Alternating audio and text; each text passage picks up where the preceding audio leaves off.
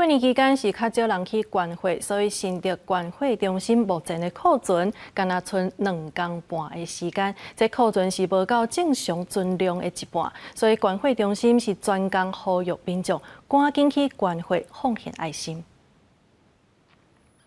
拍开冰库，行入去内底，专门放花架啊，即马刷拢空空，不论什么货型，拢同款。关会中心人员看到目前这款状况，实在真烦恼。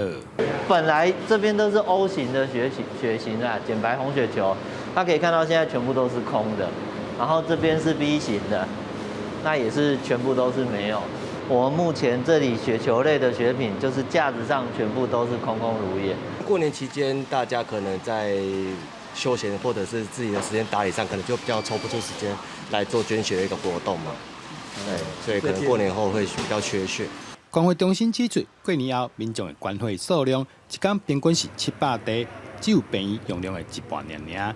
而且到17为止，新竹地区会库的库存量只剩2天半，而7天的安全库存量阁欠未少。春节期间的捐入量都不足，那像现在这2天的捐血量哈，平均大概只有700，但是医院它的那个是领用量是2倍。